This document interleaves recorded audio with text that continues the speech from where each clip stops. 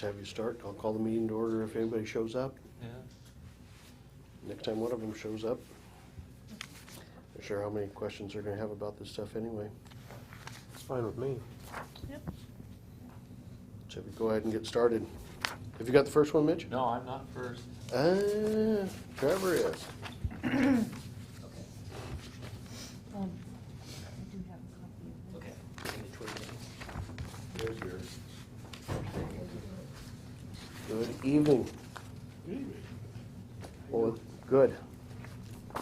With your appearance, I will call the meeting to order. Oh, bless your heart. Rose.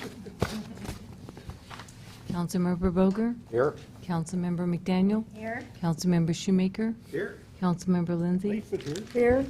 Councilmember Freeman, Councilmember Wagner, and Councilmember Greenlee. Thank you. I know Council Members Greenlee and Freeman will not be in this evening, and Councilmember Wagner is running a little bit late. Are there any members of the public that would like to address council before we get started? Okay.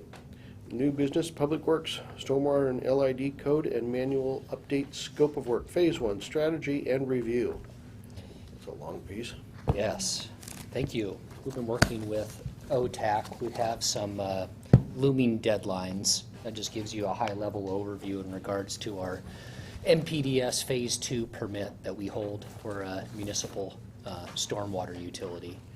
We have a deadline late 2016 by the end of the calendar year where we need to do some updates around our code and low-impact development. You see the phases from 2013 upwards to 2018. With the complexity of updating our municipal code and low-impact development opportunities, staff wants to get a head start on it. So even though we're 15 months out from the deadline, OTAC has framed a Phase 1 scope for us to be able to start the strategy or conceptual phase of the project. You'll see in their proposed scope, they're looking to create a code review team, a CRT team, which is a combination of the professional service, the firm, as well as utility staff. And then also we'll have a peer review as well, most likely like a CAMUS or another municipality that's a Phase 2 to sit in and work with us as we update our stormwater code and development review criteria. And this is Phase 1 of proposed 2 phases. The second phase most likely would take place in 2016, so you'll see that as a placeholder in the 2016 budget when we get to that precision inside of the stormwater utility. Any questions on the proposed scope from OTAC for? Just to clarify, you used phases in different contexts here. There's a Phase 1 jurisdiction, Phase 2 jurisdiction, and then there's Phase 1 and Phase 2 of this agreement. Right. So the phase 1 in regards to municipal stormwater permit holders are cities of 100,000 or unincorporated counties of 250,000. With being a city under 100,000, we're a Phase 2 municipal stormwater permit holder. What OTAC's proposing in their phases, Right. not as a permit holder, is to start the strategy and the conceptual work up front, and in Phase 2 start to bring some draft code revisions forward for most likely Planning Commission consideration, since there will be a development review flavor, and then ultimately to council in 2016. Thanks for the clarification. Yeah, what are the differences between Phase 1 and Phase 2 jurisdictions? Just for mine. I've heard it before, but I've forgotten. I'm curious. Basically, a larger portfolio for infrastructure. So there's a higher risk with the higher population as far as infrastructure with catch basins and runoff and enhanced construction. So the Phase 1s were, I guess, held accountable quicker than Phase 2s. Okay. And as far as order of magnitude resources, even though that's not always an accurate depiction, a little bit more resources as far as the Phase 1 permit holders to be able to address some of those stormwater runoff issues. Okay, thanks. Other questions for Trevor? I'd like to just ask, I see that you have the cost down here of Phase 1, but is there a cost for phase two? Yeah, Phase 2 would be a supplemental agreement Okay. with OTAC in 2016. Okay. So based on the code review team and what's being proposed for revisions for the next phase, that will really drive what the cost will be for the next phase, obviously being cognizant of the fact of keeping costs reduced. Okay. And I've also had this conversation with FCS Group as they're working to update our utility rates for the next 5-year horizon. This cost will also be identified inside of the stormwater utility rates. Okay, good. Okay. Replacement of well house number 1. Yes, we had discussed this in a little bit further detail when we did the video inspection of the casing and found that we had failure from well number 1. We moved forward with some hydro work with Groundwater Solutions Incorporated, GSI. GSI has been working in partnership with staff to replace the well in close proximity to where our production facility is. As you'll see, within about 30 to 40 feet, we meet the criteria of replacing the wellhead instead of repairing or adding an additional. We've been negotiating a scope with Keller Associates to be able to assist us all the way from preliminary design through construction phase, not only for the wellhead treatment facility, but also the piping that is associated with that to meet our contact time or our concentration time in disinfecting the water. So Keller's proposing through the 30, 60, 90% and construction management services to assist us all the way through the bid process to be able to actually get a well driller on site to perform the drilling and put the well into production. So the proposed scope before you this evening and will be formally before you at the next council meeting does get us all the way through construction phase of the project. Where is well number 1? 28th and I, upper Hathaway, just east of the pickleball courts. Okay. Same production depth, same aquifer replacement designation from ecology, which expedites the process rather than trying to secure water rights or certs. Yeah. Is that going to require the construction of another building to house the new pump? Yeah, so the existing facility around the wellhead as well as the water treatment facility is starting to show quite a bit of deterioration. So we're working that right now with Keller to be able to keep that well in production while we go to construction and put the new well into service before we decommission, rather than decommissioning the existing infrastructure and not having that readily available. If we do see a peak demand, to be able to keep that in service, and then when we get the new well drilled and into production, that would be a demo of the existing facility as well as the wellhead. And construction of a new building to house that facility? Yeah, Okay. a minimum footprint, nothing extravagant with storage or anything. We are cognizant of the fact that it's in the middle of a neighborhood, so as far as curb appeal, but I've been in your wellhead buildings. They're far from extravagant. Yeah. They're basic, they're well designed. Yeah. Do the job.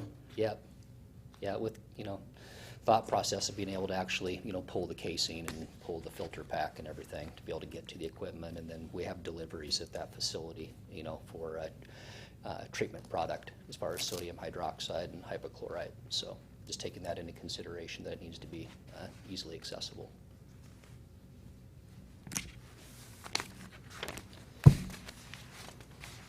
Any other questions? Yes, one more, if I may. Are there any plans to add fluoride to the drinking water here in Washougal? I'd say probably on an annual, maybe every other basis, we have interest in fluoride. Either stakeholders bring that forward or some advocacy around dental groups. I've crunched the numbers specifically in regards to fluoride. There's a lot of pros and cons. It is a significant cost to fluoridate the water. You also do run the risk of over-fluoridating and molding teeth if you get over about 4 parts per million. So there's some parameters you need to work with on fluoride. There's quite a few of public water purveyors that do fluoridate.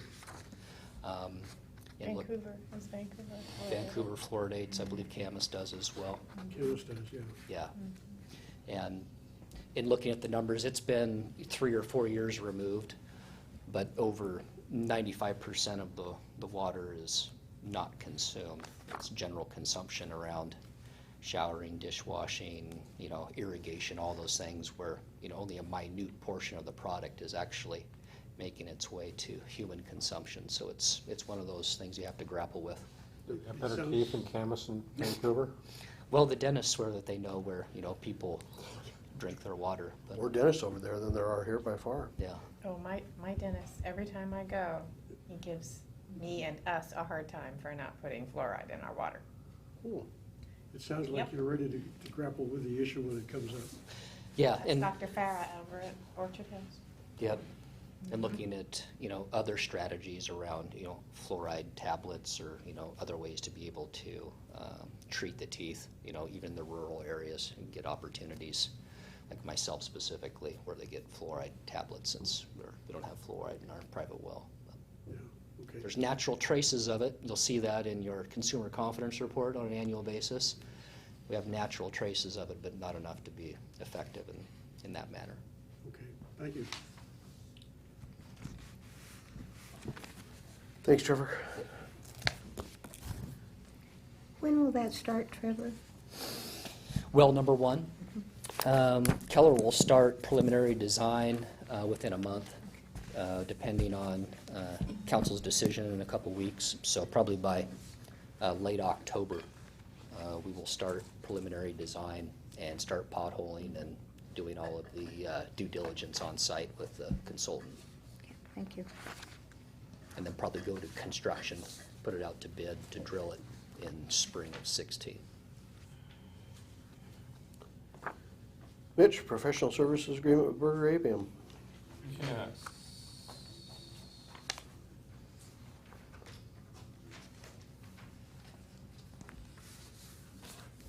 Not sure where I am in here. Did you open his email? No, I want to be in PowerPoint. That's what. The council Dropbox, so go to the council folder right there.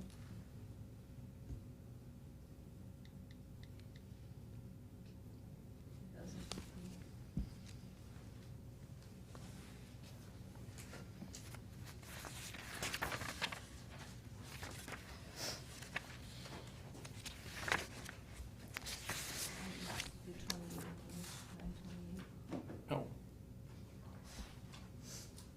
Okay.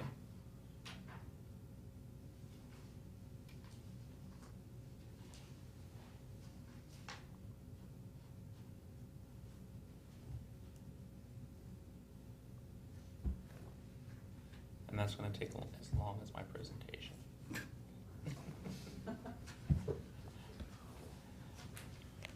All right, Your Honor and Counsel. In your packet, you have a professional service, a scope of work for a professional service agreement. I wanted to talk a little bit history about how we got to where we are now. You'll recall we are in the process of working on an annexation. As part of that annexation, which is due to be back to you in November this year, we identified and what we knew, but we tried to address the issue of the employment center that's in the northern portion of that annexation area. We went back, we needed to develop those regulations. We went back to Planning Commission, we developed those regulations, but during that time we had future constituents, if you will, neighbors of this area show up at that meeting, voice their concerns related to somewhat to regulations, but really more to the color on the map and whether or not we had that right. They voiced those concerns to you as well when we came back to present those employment center regulations to you. So we have some areas of concern there with the public. You'll also recall that we did a fiscal impact analysis we had Paul Lewis come in and do that analysis for us on the annexation area. And as part of that presentation, I offered up the idea of an alternative planning process, or at least for us, in looking at this area and kind of taking into account, what could be done up there and what we would want to see done up there. So if you remember, I talked about what needs to be done. I talked about a public outreach to help define the vision for the area. I talked about identifying the zoning designations and locations and ensure that we have them in the right spots to ensure whatever we had. Obviously develop the employment center regulations because we need those as we move forward. And based on your direction, the discussion was, let's go out and see what we can do with an RFP to bring a consultant in. So that brings us to where we are now. We did that. We had 3 submissions for the RFP. Those were reviewed by committee, and the recommendation was for Berger ABAM, which is what is in your packet this evening. It is a $225,000 professional service agreement. And I'm not going to go into all the details, but really kind of quick highlights here. They have identified 6 tasks associated with this agreement. Obviously a kickoff meeting, background research, and kind of getting familiar with the properties themselves, touring the property and whatnot. The second one, employment land needs. This is the one that really kind of set Berger, I believe, apart from the rest of them. We're not just looking at the employment land needs for in the Northwest or the Northeast, but we're looking citywide. We're looking at what we have everywhere within the city and doing that needs analysis. And Paul Lewis is on the Berger team doing that work for us, so we're all familiar with the good work that Paul does. And so, I mean, I think that that is, really good use of our time here in that it's not just looking at those specific areas, but actually citywide and what we need throughout the city. Obviously, a big visioning and public outreach portion of that, based on what we've heard, I think that's very important. Looking at land use alternatives and implementation of that, the team has a gentleman by the name of Eric Eisman. I'm not sure if anybody knows Eric. He's a planning consultant. He has E2 services out of Vancouver. They actually, he with Kevin Gross and the Resource Company are the ones that authored our critical areas ordinances in 2005. And he currently works with the City of La Center doing their planning services, and then until recently Ridgefield as well. Really good guy, and I think it's very good that Berger has them on the team for that. And obviously implementation and adoption of what we bring forward and what we find through that process. And the other part about Berger's proposal is we're looking at a 6-month time frame, so we can get it up and going and move on it. So the next step is that we'll be back to you on October 12th. We'll bring that PSA back to you at that time. Questions? I have a comment because they were the consultants on the trail, the process for the trail for the port. I thought they did very well. It was a team that worked well together and really did involve the public well into the decision-making process. So I think I'm pleased. I thought they did a good job. Any questions? This is covering both, as I read this, covers both the northwest and northeast urban growth Yes. areas. Yes. There's a little bit of area in between too there. I don't know if that's, Yeah, that's that's all residential. It's urban holding. Right now, we didn't really kind of target that in any, if we look at something as we move through, we're really looking more focusing on the employment lands portion of it, but that will kind of beg the question if there needs to be a reallocation of residential lands throughout that. The northeast and the northwest, we may be able to take that into account in that area, but the R Street area has been up for annexation a couple of times, and just service-wise, we don't really, have the means to provide them. I believe it's sewer in that area. Still working on that, but out of this may flow some comp plan update. it will not. Not this year. But It will not be involved with the 2016 update. We'll probably look at, depending on what we come up with after that, an annual review process with the county. the 2017 or whatever. Maybe 2016. It really depends on how it rolls, the 2016 update goes. Okay. that's a little bit in flux right now too, so that's not. Okay, Anything else? I'm rolling right into my. let's go right into your budget. My budget, I think it'll kind of play, agenda that our highlights here from community development. So I got a total budget of, $735,000, just over, obviously a little north of the 574 that I had last year. Really related to, all related to the, what I just spent the last couple of minutes talking about, was the urban growth area update. Salaries up just a bit. Professional services, I kept those the same. Obviously, the land use study, the carryover, that's the one other part about this. We're looking at some of that will be in 15, and then another portion of it will be in 16. And I think we look at 3.5 months of it will be in 16, and so that's that carryover there. And then operation and maintenance, just up $1,000 there, really for copying issues. How many FTEs? I have, there's myself and Jessica and Joe, Tom, and Teresa, 5 of us.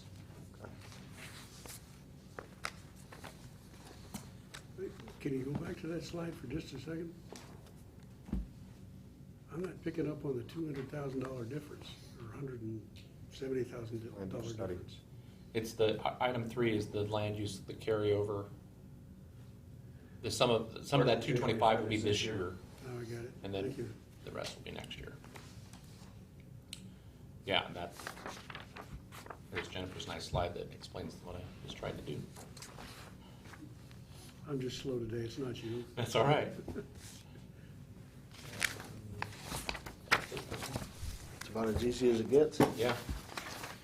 It would have been total status quo, but this little project that we're gonna The best take on here. PowerPoint I've seen in a long time. Excuse me? The best PowerPoint I've seen in a long time. Basically one slide, that's the way to do a PowerPoint. Thank you. Thanks, Mitch. You bet. Ben, you're up.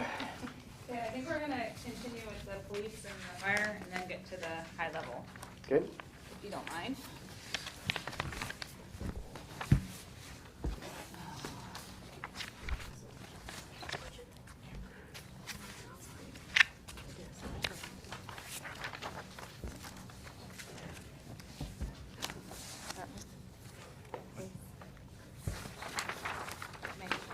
If it loads.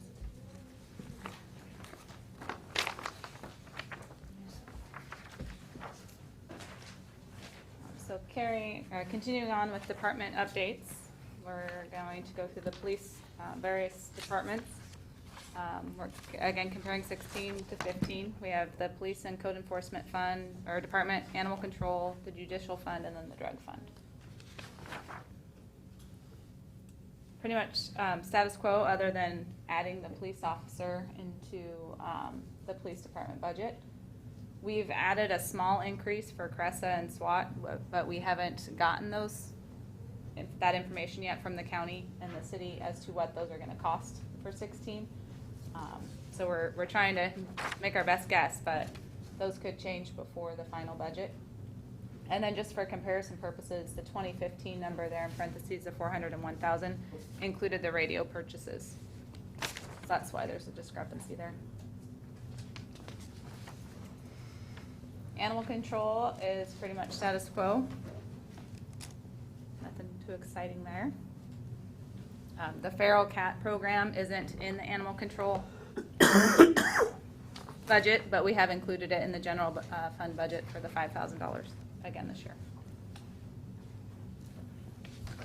The judicial department, we have seen an increase in some of the line items for work crew and monitoring, and then the incarceration charges. So we did budget a little higher for those for next year to keep with the trend. Professional services is public defender, and that's just public defender. Public defender and I think indigent Well, that's defense the is same an thing. intergovernmental. Okay.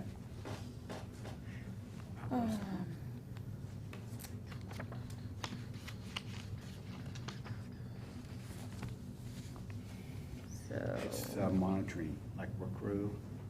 So the intergovernmental, oh, that's professional services, 5041. Intergovernmental is incarceration and Yeah. And And judicial so I think the district professional court? services are the monitoring and work, no, that's 170. I'm not sure how that breaks out in between the two, because they're pretty much the same thing, but I can add it up here. 5041. So I think it's, the court costs are actually the professional services. district courts and that. Mhm. And the interpreter costs. Does this include money for when we have to incarcerate somebody in the county jail? Correct. That's an intergovernmental. Intergovernmental. And some of that, would that include Skamania County too, and that? It would. Yes. Sent over there? Okay. The drug fund is unique. We just budget for it and then see what happens in the year. So we just went kind of with the status quo on this one as well. There's a little more operations and maintenance and professional services for some training, but otherwise it's pretty Does much. that come from forfeitures and things like that? Mhm. So I'm going to turn it over to Chief now for the highlights of the additional officer and some of the calls history. One thing we wanted to show you is just kind of a comparison or how we stack up against Battleground and Camas, and the number of officers and the number of events and the calls per officer. So if you look at Washougal with 19 officers, the total number of events, and this is 2014 data, you'll see that we had about 12,853 calls. Of that, when you pull traffic out, that's 1,650 is traffic. So when you look at just like 911 calls that are not traffic related, we're at 11,200. When you look down at Battleground with 23 officers, they've got 17,500, but they have considerably more traffic. They have a full-time traffic officer that is on a motor unit that pulls a lot of traffic. When you pull out their traffic numbers, we're a little closer with Battleground. You look at Camas with 26 officers, they still pull a lot of traffic, few more events than we have, but then when you look at their total number of events less traffic, it's down to 9,067. So when you look at the total number of calls per officer with traffic, we average about 676 compared to Battleground at 674 and Camas at 559. And then when you pull out the traffic piece, then we're looking more at like 589 compared to 531 and 349 for Camas. And we put in there with the 20th officer, hypothetically, what that might look like. It's kind of hard to predict the number of calls that we're would see in 16, but we know our traffic numbers will go up. One of the reasons, again, with the higher number of actual police calls, they take a lot longer for the officers to handle that versus a traffic stop. You can complete a handwritten ticket from the time that you stop the vehicle to the time that you're back in your car and clear it in about 15 minutes on a good day. Unless if it's a DUI or you make an arrest, but just a basic traffic stop, you can do maybe 4 of those in an hour pretty easily. Whereas a call for service, depending upon that type of a call, if it's an assault, a theft, or you make an arrest, you could be tied up for hours. So that's why we have difficulty kind of getting to the traffic piece, and it's our goal when we add the other officer to kind of help work more traffic. It's one of the biggest complaints that we have, but I think that will kind of show you we're just busier answering 911 calls, and some of the proactive activities that we'd like to get involved in, there just isn't the time to do that. So with the additional officer, we're looking to see some increased traffic. On the bottom, you'll see, and these population, this came from WASPIC, where it shows the 2014 population for both Camas, Battleground, and Washougal. And some people look at, what's their ratio of officers per thousand.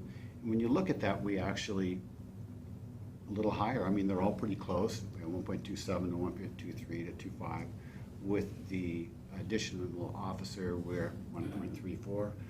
But again, it's really dependent upon the call load. So if you have a higher ratio and lower calls, you have more time. If you have that same ratio with more calls, you have less time. But it just kind of just goes to show you that that's kind of a difficult number to look at, and that used to be one of the criteria that people would use, was that ratio of officers per thousand, but it's really not the best indicator. The best indicator for me would be how busy are you? How many calls are the officers responding to? Any questions on that? That's it. Okay. Very quick. How's your recruitment gone? We're going through, we had a total of about 38 or 39 entry-level applications. I just read the last ones today, and we have our first pass. We're going to take a look at everybody on the 5th and 6th of October, so it's going to be a 2-day event. From there, we will take a look at our top 10 and then do a complete oral board from there.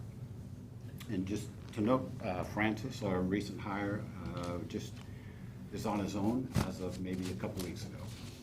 Good. No laterals this time around? Did not receive any. We thought we might have one, but I can't say where. And so, it just, as it turns out, we can make it work. We're hoping, just depending upon the way things going, the academies are running. I think December's still open and January's still open. So it takes us a considerable amount of time to do the oral board process, to make a selection, and then to start doing the complete backgrounds. It's kind of time consuming. So if we were to start on it, we're hoping the earliest would be just before Thanksgiving, before we have a selection. Questions? Thanks, Chief. Thank you. All right. Although it's not in a department, we thought we would bring forward the fire contract update, as the percentages that we're paying are changing slightly. So we kind of followed a similar format, even though it's not a traditional department. Comparing the 2 years, you can see it has gone up a little bit. Included in the contract price, the $2.6 million, is the reserve transfer of $134,000. They added in debt payment for a fire truck, which was vetted through their council and then also presented to the JPAC committee. And it also involves purchasing the new radios. The intergovernmental services there's a health grant that we, as, I guess, in order to keep our license for the city, which is required per the interlocal, they make a purchase and we get the revenue through the state. It's a Department of Health, I believe, process that we just had to continue. And then also there's a charge that's based per capita that we kept in this fund just because that's where it traditionally was paid out of. So I thought I would show you the new allocation factors. If you'll recall, the structural AV accounts for 50% of the weighted average to determine the percent that we pay of the total fire and EMS department. Population is 25% and calls for service are 25%. And it was interesting because with the police department, you could see that less traffic, not counting the traffic calls, we had more calls for service through dispatch in Washougal. And the trend continues with fire as well. You can see our calls for service have gone up from 49.6% of the total calls to 51.8% of the total calls in 14. I just thought that was interesting that they're trending the same. Is there any reason for that? I'm not sure. I guess we're Demographics. needy. I don't We know. don't know. That would be Interesting. probably a better question for the fire chief or Yeah. fire marshal, but That includes EMS calls, right? correct. Well, we just have more heart attacks, I guess, huh? We need more fluoride in the water, maybe. Well, I think the chief just pointed it out. It's demographics. The people in Washougal use fire and police services more than they do in Camas. That's demographics. So that amounts to the increase in the contract prices because our percentage is going from 38.5 to 39.4. So that adds to some of the increase as well as the building of the reserve and, And that's all pursuant to the interlocal. correct. Okay.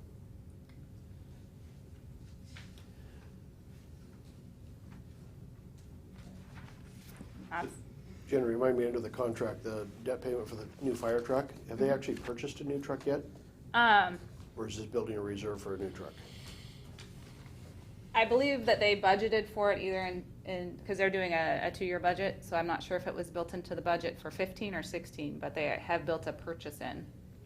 And I believe they found it was more economical to do, to issue debt for it based on the low rates. But I know that we have the option of using our fire impact fees. I was gonna say, is that where we're pulling these monies from? Not currently, we haven't had the conversation yet, so built into the high-level revenues and expenditures that we'll get into here in a minute, it's not using fire impact fees, but we very, very well could. That's an allowable. How much does a fire truck cost? I believe the last one was around $480 that we purchased, so I'm not sure. Fully outfitted? Yeah, that was several years ago.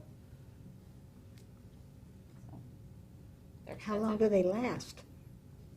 20 years? Yeah, don't we use a 10-year number? It's about 20 years life. I think. About 20 years life. And some of them have lots longer life left, but that's State Rating Bureau, which dictates in cost of insurance in Washougal. For fire ratings, don't we have them 10 years? Say again? Isn't our fire rating figured on 10 years? I think they have a rating every 10 years, yes. And we're a class 5. But somewhere in there for the lowest rates, though, we've got to have a fire apparatus that is less than 10 years old. What does class 5 mean? Is that good or bad or in the middle? Vancouver's a class 3, and my understanding is it doesn't make a big difference in our home insurance policies, but the commercial side of it is Right. a big deal. It's a big thing for them. Thus, to be a 5 Vancouver's and go to a Vancouver's 4. 4 now, I think. Are we at 4 now? Vancouver's 4. Vancouver's 4? Yeah. And so it's better to be lower? Yes, Okay. but you have tons of criteria to meet. Thank you.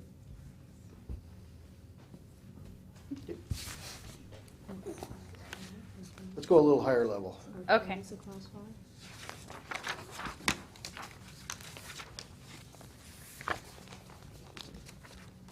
So this is the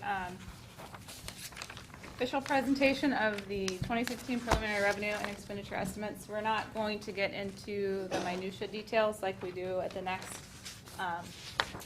budget meeting on the 26th, I believe, of October. I keep saying 28th, but I think it's the 26th. And so we will walk through everything that we've talked about already and then how that's trending currently. And then go through the next steps.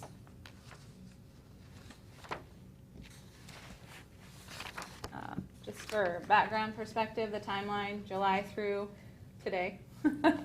We were compiling preliminary estimates, presenting those today for the high levels. It's required by October 5th for RCW, but based on the timing of the meetings, it ended up being today.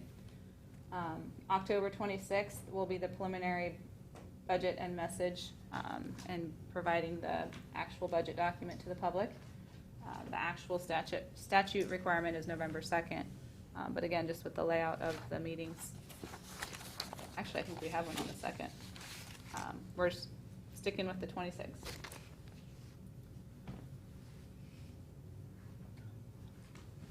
Recapping some of the assumptions that we've already discussed for the general fund. We're utilizing $500,000 for streets for the slurry pavement management program, which is an additional $140,000. $100,000 of that's going to come from REIT, and then an additional $40,000 is going to come from the general fund.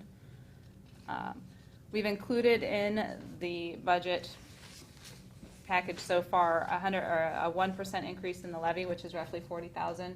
We got information today on the implicit price deflator. I know we were very high level last time that we talked about it. It is less than 1% this year. That doesn't mean the 1% isn't available. We just have to do a significant need resolution. It's just a different process to get the full 1% versus what. That would include some kind of findings or something, wouldn't it? That we have a significant need? Right, and we were, Dave and I are very briefly discussed this today because he's in a conference. We just wanted to plant the seed and then we're gonna do more research on it. But we were tracking along the need for the streets, Okay. and then the additional officer as well. Well, let's talk about that before we go there some more. Definitely. Again, I just got the email today from MRSC, so it's hot off the presses. I just thought I would bring it up. We are anticipating adding a new police officer and then carrying over the use of reserves for 2 projects, the waterfront trail, and then the land use study in the amount of about $210,000. I think one thing I left off there, we're also assuming the use of reserves for the transfer of reserves for the fire department. Not operationally transferring that money, but using reserves to transfer that over.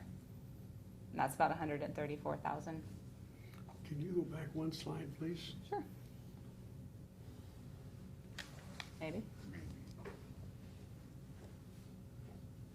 The 210,000, the last item there? Mm-hmm.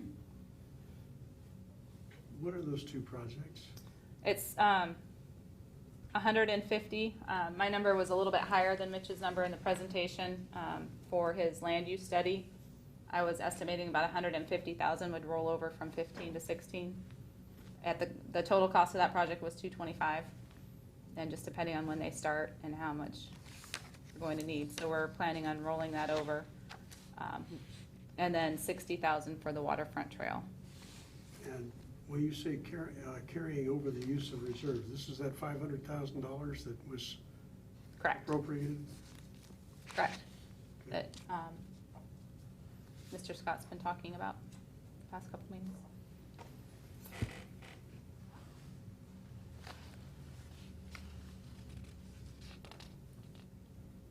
One thing that I have not factored into these numbers yet, which we'll need to talk about, is we do have the fund closure of the capital project 350 fund that we tracked East Street in.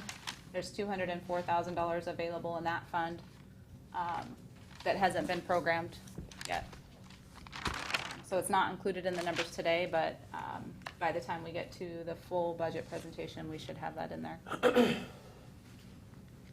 And then we're continuing to operationally fund the ER&R programs, the building contingency, the transportation capital, and then moving forward with strategic planning initiatives with the information that we presented in the administration's budget with the social media and the other intern project that we have going. What is the ER&R? Equipment repair and replacement for the vehicles and the IT equipment.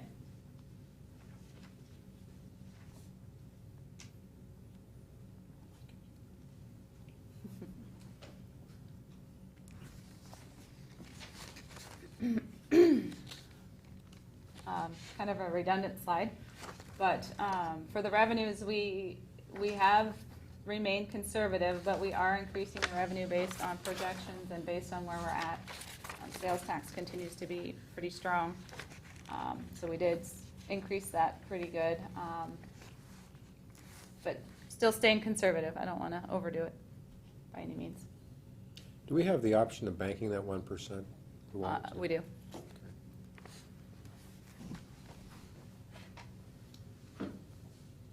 So on this slide, it shows our projections, line item by line item in the revenue side, what the changes would be. One thing that is also not programmed is we have the $644,000 in Fund 125, which is the EMS surplus fund. Traditionally, we use that to balance the budget, is what we've done in the past with the declining economy, but now that things are rebounding, I have not included the use of any of those funds, which has been along track with what we've been talking about with the 2016 budget. So those funds are also available to add to the discussion. But without using the 204 or Fund 125. We're projecting about $11.6 million in revenue in the general and street fund. The 390 other revenue sources transfers in, is that the carryover you've been talking about, 376, 283? That's it. The bottom line there. Yes. Okay. Well, no, that's the difference between, I mean, that's where it would be for any transfers in for Fund 125. Okay. For 16, it's currently Okay. 0. So that's Okay. just the difference between the 2 years. Okay.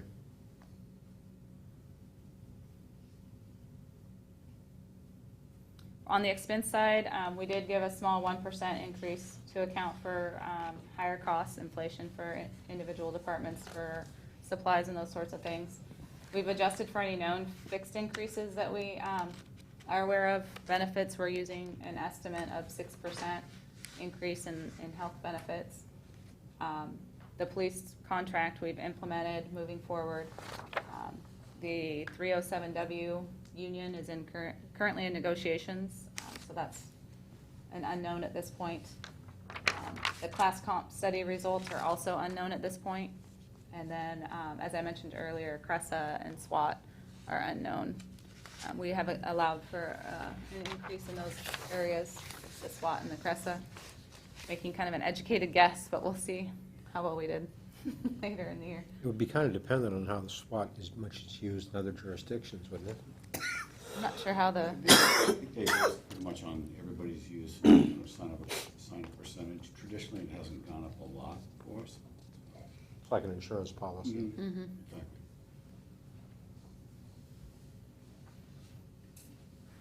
So the one thing you'll probably notice right away is that this is 11.9 million, and that's because we have factored in the use of the carryover, the reserves, which total, I cheated and wrote it down.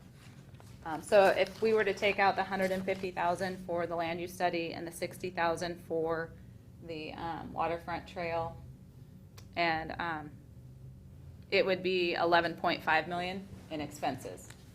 So it is balanced operationally, but because we have factored in, because it's the high level and I wanted to make sure all the expenses were currently in there, it does look like we have a deficit, but that's just the carryover of using those reserves and then the transfer of the fire reserves.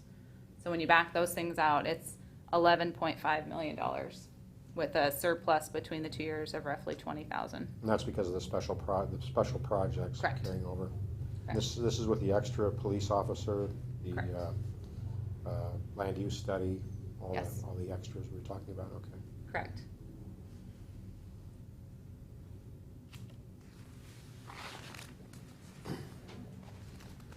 And here's a summary slide for the use of reserves.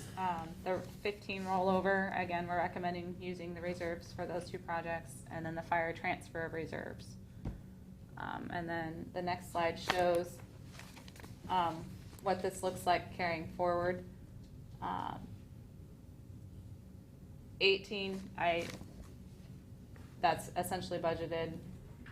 Just, we always, the margin of error on the revenues and expenses, we'll be able to figure out 18 and 19, I think without a problem, just with revenues and expenditures coming in the way they have traditionally in the past. But I just wanted to give you a representation of what that looks like using the reserves in 15 and 16, and then carrying that forward. Again, we're staying pretty conservative with our revenue and expense growths. We did alter them a bit this year from the past, just because things are looking up and getting better. But we got our sales tax numbers for September today, and we're at 86% of the budget, and we still have a full quarter to go. So things are definitely on the up and up, and the sushi place is opening soon. And you think that's going to I appear think in a so. lot? It's gonna be positive. Sushi sales tax. You take it home, though, it's not taxable, right? Well, they prepared it. They prepared it, so you still have to pay tax. Sorry, I digress. So that's all I have for general and street fund. Again, we are still fine tuning some things. Trevor's presentation on the 18th for 14th, 12th, I don't know, what day is it, 12th? 12. Confusing the 2 years. We'll go over all of the public works departments, all of the projects, unmet needs, and all those sorts of things. So there's a lot of information that'll be at the next meeting. That most of it's, I'm hoping, captured here, but we still need to regroup and make sure that we got it all.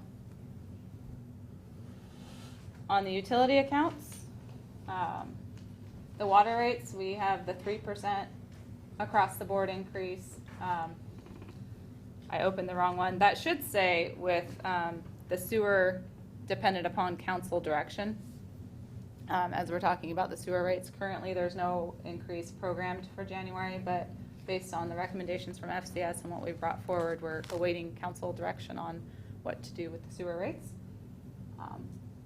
The stormwater rates are currently not projected to go up in 16, but we do have the contract for the cost of service / rate study for the stormwater rates.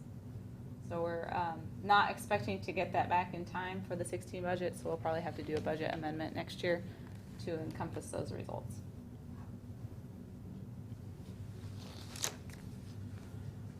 On the expenditure side, for the sewer department, the rate study did project a new FTE in the sewer department, so that has been programmed in. And then we're following the capital facilities plan for the bond issuances and all of those capital projects.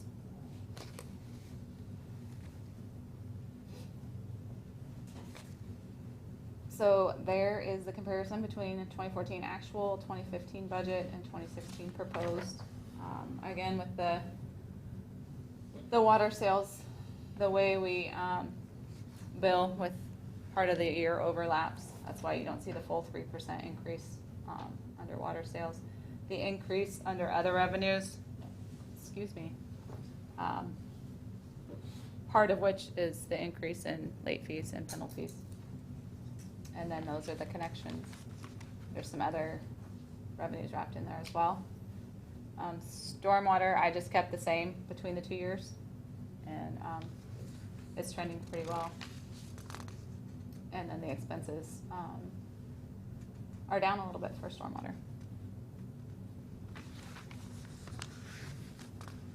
And then the capital funds we'll go over again at the next meeting. These are the remaining funds.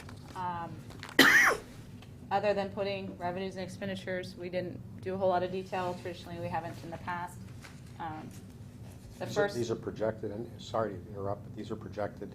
Yes. Ending fund balance. This isn't what we have today. This is what you estimate we'll have at the end of the year. The end of 16, correct. And this is okay. So the first quarter REIT will be used for debt service. The Park Impact Fee Fund, we've programmed the use of most of it, and then we're just going to talk about that at the 14th and refine that number. The Transportation Impact Fee Fund, kind of the same lines. We have a lot of big projects that are coming up with the intersection and those sorts of excitements that Trevor will present next meeting. Again, the EMS restricted, I currently don't have any expenditures coming out of that or any transfers to the general fund, so that's definitely a possibility as well.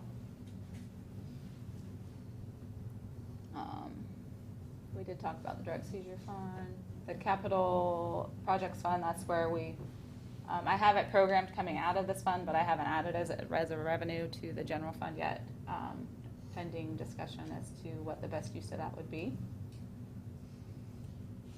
Dave? Would you remind me again what the PEG fund is?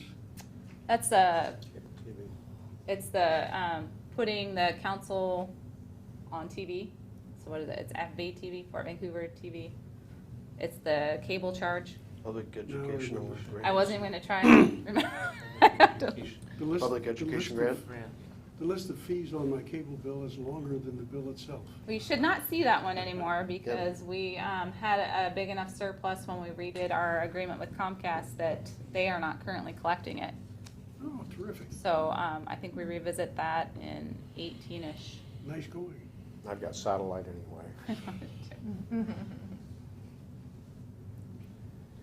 The garbage fund is just up there for history. It'll go away probably either in this budget or next budget to get rid of the sheet because we no longer have it. Other than that, that's where we're at. Next steps, again, input from labor negotiations, getting updated information from the assessor's office, analyzing the third quarter financial report. All you have left from the assessor's office is really the personal property? I haven't gotten any updated numbers for the assessed value yet. So we're making some educated guesses. The October 12th meeting is the Public Works highlights, including unmet needs. You traditionally talk about those there. Again, this is the wrong presentation, so I believe that should say the 26th. I changed a few dates and then uploaded the wrong one. Sorry. The handout should be correct. So that should say October 26th is where we'll have all the details. We'll discuss the ad valorem tax levy. We'll probably discuss it before then because of the circumstances that arose today. We'll have the document available. We'll set the public hearings for the 9th. I think that's where we landed on that at the discussion last time. The second at the workshop is available for budget discussion. On the 9th, we'll hold the hearings and approve the ad valorem tax, and most likely won't approve the budget, but we would be able to. The 16th of November, the 7th, the 14th, and the 21st are possible continuance dates. We could hold a special meeting on the 23rd if we need to ensure that the ad valorem gets approved by the 30th. I did send calendar invites for those dates for the council meetings to everyone. And that's where we're currently at. On the 1% property tax increase, I'm surprised that our inflation rate's so low. I've actually heard it was 1.5%. That was actually consumer price index, which is different from implicit price deflator. Surprised there's that much difference between the two.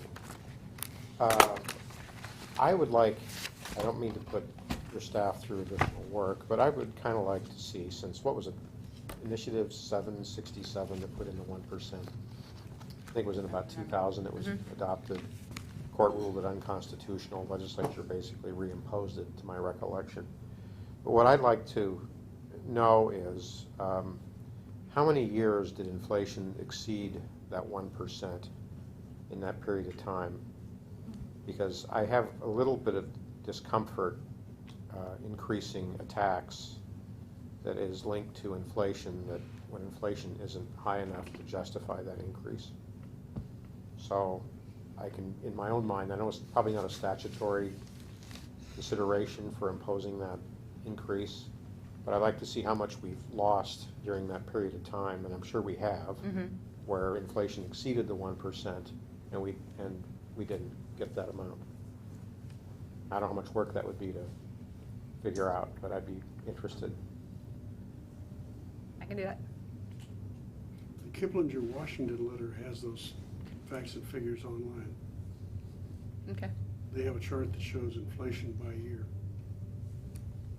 This is a specific measurement of inflation, though, that Yeah, I should be able to, because they shouldn't be too hard. and we use, what, the Portland metro area inflation rate? We don't have a specific one for Washougal. Portland I assume. urban? Yeah. Yeah.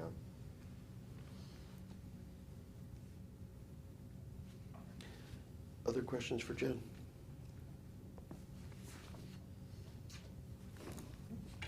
We're making our second meeting short. Okay, at that point, for any comments from anyone from the public? It's a talkative group. I have nothing for you at this point. Any items from council? Okay, hearing none, we will stand adjourned from this meeting. Be back at 7 o'clock.